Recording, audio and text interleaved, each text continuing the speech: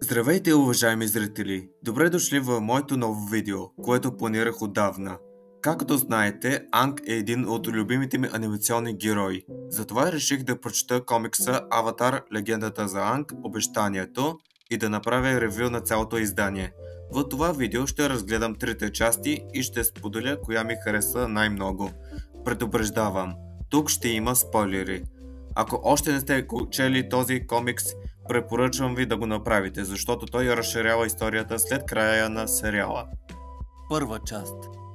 Историята започва веднага след поражението на господаря на огъня Озай и края на 100-годишната война. Движението за възстановяване на хармонията е създадено с цел премахване на колониите на огнената нация в Земното кралство. Зуко, като нов владетел на огнената нация, се страхува, че може да повтори грешките на баща си, затова кара Анг да му обещае да го спре, ако някога стане тиранин. Това обещание е ключов момент в комикса.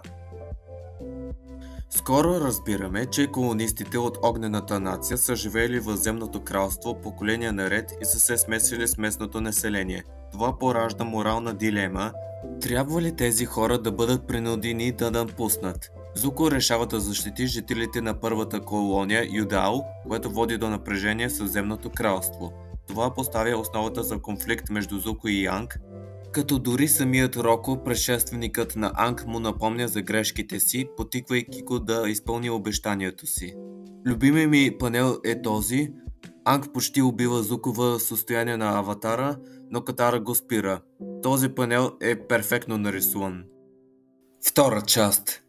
Втората част се фокусира върху политическите последствия от решенията на Зуко и реакцията на земния крал Куей. Анг и Катара се опитват да го убедят в мирно решение, но той предпочита да използва военна сила за отстраняване на огнената нация от Земното кралство. Това задълбочава конфликта. В този том виждаме и по-лични моменти. Анг намира утеха в своя фен клуб, който му напомня за въздушните номади, но осъзнава, че не може да избяга от отговорността си. В същото време той се опитва да обучи ново поколение повелители на метал, а Зуко започва да търси съвети от баща си Озай. Нещо, което дълбоко тревожи Мей и води до напрежение между тях. Любимият ми момент от втората част на комикса е този. Разговорът между Зуко и Озай е психологически дълбок. Виждаме как Озай манипулира Зуко, без да дава директни отговори, а само подклажда неговата несигурност.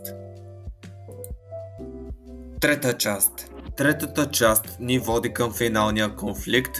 Армията на Земното кралство напредва към Юдао, а Зуко мобилизира силите си, за да защити жителите.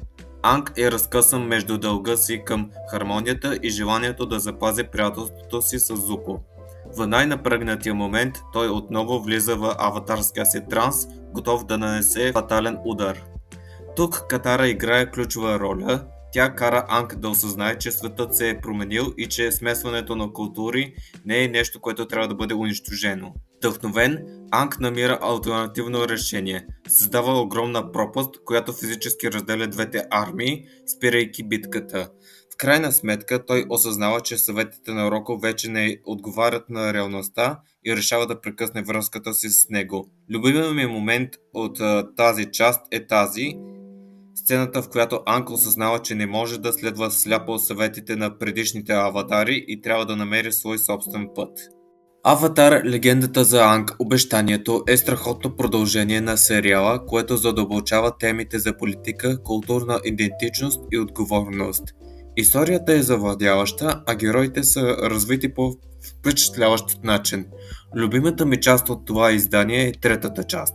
Ако сте фенове на Аватар, този комикс определено ще ви хареса. Кажете ми в коментарите коя част ви хареса най-много. Благодаря ви, че гледахте и до скоро!